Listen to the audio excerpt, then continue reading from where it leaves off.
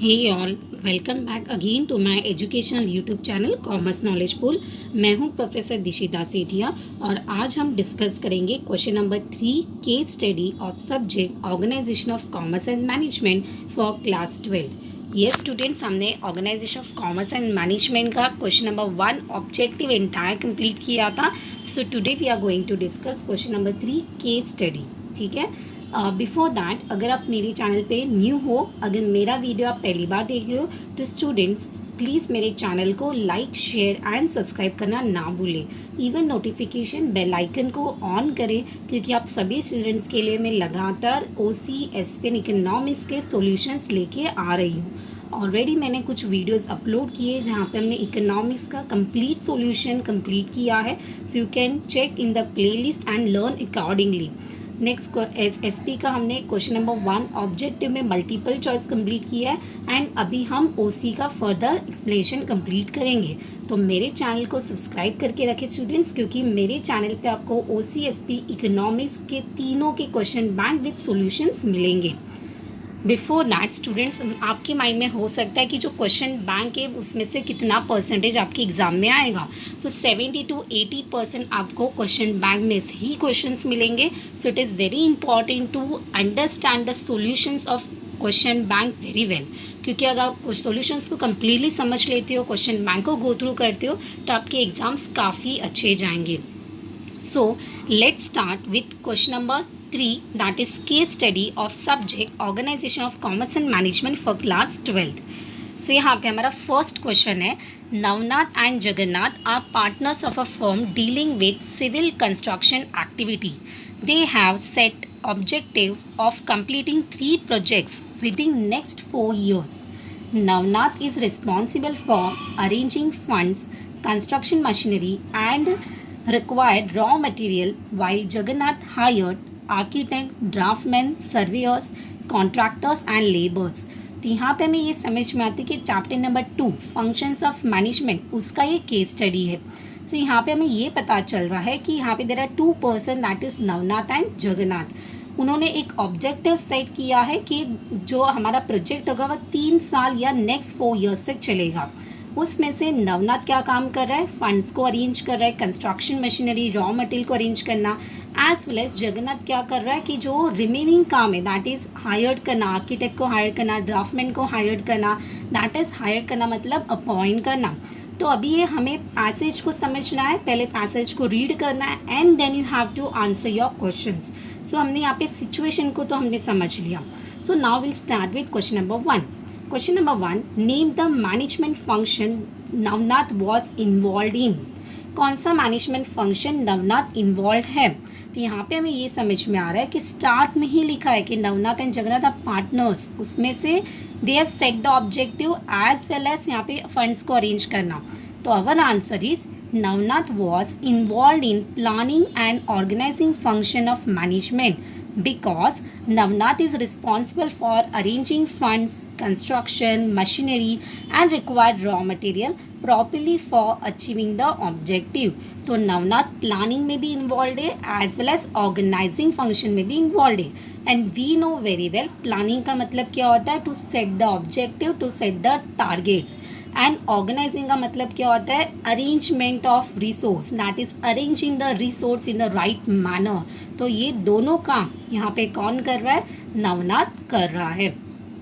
Second, who did staffing of for the firm. Staffing function कौन perform कर रहा है। तो देखो आप लास्ट लाइन अगर अंडरस्टैंड करोगे तो जगन्नाथ हायर्ड आर्किटेक्ट, हायर्ड करना मतलब अपॉइंट करना। So what will be our answer, Jagannath is performing the staffing function of management because Jagannath hired architects, draftsmen, surveyors, contractors and laborers। तो ये हमें complete clearly जो हमारा situation है उसमें से हमें आंसर मिल रहा है। Next, which management function Navnath and Jagannath did jointly.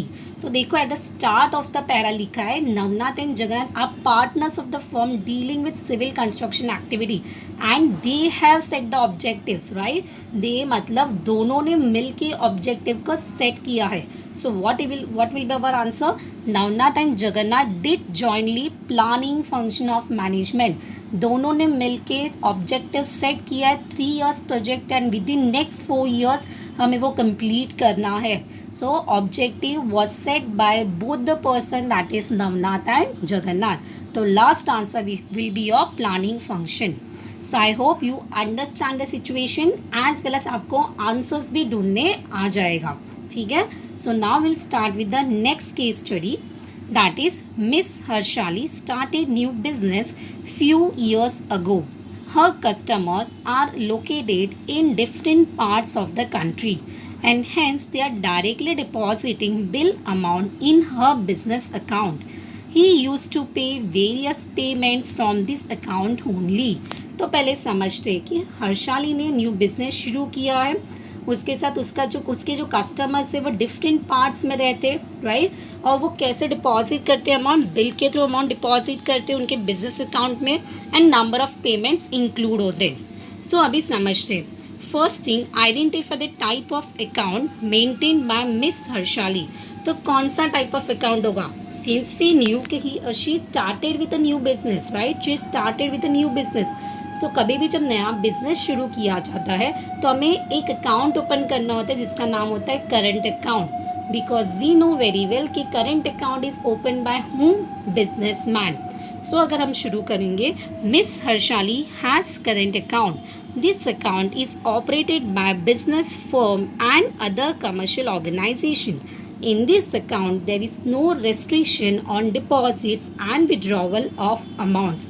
No interest is paid by the bank on this account. So यहाँ पे हमें करंट अकाउंट की एक्सप्लेनेशन लिखना है, what is a main concept of current account वो हमें डालना है, और मिस हर्षाली ने कौन सा अकाउंट ओपन किया है? तो करंट अकाउंट ओपन किया है।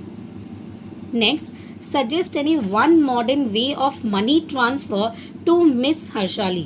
अभी जो उनके कस्टमर्स है वो पैसा कैसे ट्रांसफ़र करेंगे, मनी कैसे ट्रांसफ़र करेंगे? तो ऑनलाइन सोर्स तो बहुत सारे, तो कोई भी हमें एक ऑनलाइन सोर्स के बारे में लिखना है। सो यहाँ पे हमने मेंशन किया है miss Harshali can transfer money online. IMPS stands for Immediate Payment Service, and this facility allow customer to instantly transfer funds to any other bank account. तो यहाँ पे अगर हम कंसीडर करेंगे तो इंस्टेंटली बैंक में अकाउंट पैसा ट्रांसफ़र हो सकता है by using IMPS service, that is immediate payment service के थ्रू यहाँ पे मिस हर्षाली को फंड्स मिल सकता है। Next, what kind of facility does she get on her bank account? जो बैंक अकाउंट है उसके बेसिस पे उसको कौन सा फैसिलिटी मिल सकता है? सो यहाँ पे आपको समझना होगा कि उसका कौन सा टाइप का बैंक अकाउंट है। तो in question number 1 we know कि उसने करंट अकाउंट ओपन किया था, right, and every current account holders get which facility students, that is overdraft facility. तो यहाँ पे हमें वही लिखना है, Miss Harshali gets overdraft facility on her account. This facility is offered to current account holders to meet their working capital requirements. The period can vary from 15 to 60 days. Interest is charged on actual amount withdrawn. हम जितना withdraw करेंगे उसके basis पे हमारा interest charge किया जाएगा। So we have to write कि overdraft facility मिलेगा and what do mean by overdraft facility उसके बारे में आपको लिखना है। So I hope you are clear with the concept as well as this case study. Now third one, that is mister Sadgopan is a businessman. He has 2 factories in Indore and Bhopal. He lives in Bhopal with his wife and 2 daughters aged 5 and 8 years. तो यहाँ पे mister Sadagoppan is a businessman जिसके पास 2 factories था, one in Indore and other in Bhopal. And Bhopal में वो रहता था, उसकी वाइफ 2 डॉटर्स, जहाँ पे एज का एक पर्टिकुलर डॉटर का एज था 5 एंड सेकेंड का था 8 years. So now let's understand with the question. Can Mr. Sadgopan take life insurance policy for 2 children? वो निकाल सकता है लाइफ इंश्योरेंस 2 चिल्ड्रन का। Yes, Mr. Sadgopan can take life insurance policy for 2 children. Life insurance policy can be taken by individual for his own life or for family members. Here, insurance company undertake to pay certain sum of money either on death or maturity. तो पहले हमें लिखना है कि वो निकाल सकता है कि नहीं. तो येस, वो लाइफ इंश्योरेंस पॉलिसी 2 चिल्ड्रन का निकाल सकता है.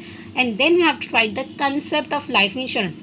तो स्टूडेंट्स, हम लाइफ इंश्योरेंस क्यों निकालते हैं? To protection, for our own life. खुद की लाइफ को प्रोटेक्ट करने के लिए हम निकालते हैं, right. And even for family members protection. तो वही हमें कंसेप्ट लिखना है.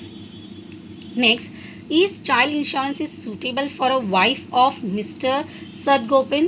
तो चाइल्ड इंश्योरेंस तो सिर्फ चिल्ड्रंस के लिए एप्लीकेबल होगा, उसकी वाइफ के लिए तो एप्लीकेबल नहीं होगा. तो योर आंसर भी no, child insurance policy is not suitable for wife of mister Sadgopan. और child insurance policy is a saving cum investment plan that is design to meet child's future financial need. A child insurance policy allow kids to live their dreams. So यहाँ पे हमें no लिखना है and then have to write the concept of child insurance policy.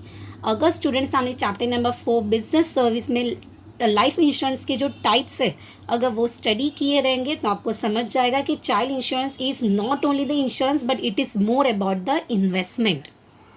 Next, which type of insurance should Mr. Sadgopan take for protecting his factory from loss due to fire? अभी अगर उसने उसको factory के लिए यहाँ पे इंश्योरेंस निकालना है तो वो कौन से टाइप का इंश्योरेंस निकाल सकता है? So we know very well students के फैक्ट्री होगा, गुड्स होगा, प्रॉपर्टी होगा, तो उसके लिए हम कौन सा इंश्योरेंस निकाल सकते हैं? Fire insurance. So Mr. Sadgopan should take fire insurance policy to protect his factory from the risks of loss due to fire. The type of fire policy he needs to buy depends on type of goods produced by him and his specific requirement. So we know very well students कि types of fire insurance में बहुत सारे types है, right? तो उसके goods की accordingly वो क्या कर सकते हैं? Specific पॉलिसी निकाल सकता है. वो रिक्वायरमेंट के हिसाब से वो पॉलिसीज़ को निकाल सकता है. But your main policy will be fire insurance. Okay, so यहाँ पे we have done with 3 case study students. I hope you are clear with the concept as well as with the understanding the concept and also कि question कौन से chapter में से आया है. ठीक है स्टूडेंट्स, आज के वीडियो में हमने 3 केस स्टडी कंप्लीट किया है. In the next video you will get remaining 3 case study. Till then जितना भी सॉल्यूशंस मैंने आपको मेरे चैनल पे प्रोवाइड किया उसको अच्छे से स्टडी करो. एनी डाउट रिगार्डिंग एनीथिंग तो please let me know in the comment box. And one more thing students, मैंने यहाँ पे कल ही बताया था कि we are going to start with revision session, right. हम एक रिवीजन सीरीज शुरू कर रहे हैं for OCSP and economics. So what other important questions वो सब हम डिस्कस करेंगे हमारे चैनल पे. सो यहाँ पे आपसे रिक्वेस्ट है स्टूडेंट कि आपको कौन सा क्वेश्चन जो IMP क्वेश्चन है उसमें से कौन सा क्वेश्चन आपको चाहिए for a revision, please do mention in the comment box. Accordingly I will start with that question first. ठीक है, किसी ने मुझे बताया भी कि इकोनॉमिक्स शुरू कीजिए ma'am. So will start accordingly. I need your reviews, need your feedback, suggestions. So please let me no students. Thank you everyone for your love and support, and for regular updates you can follow me on this platform, that is LinkedIn, Instagram, Facebook and Twitter. Thank you students for listening and watching. Stay safe, stay safe, keep learning, keep studying. Thank you everyone.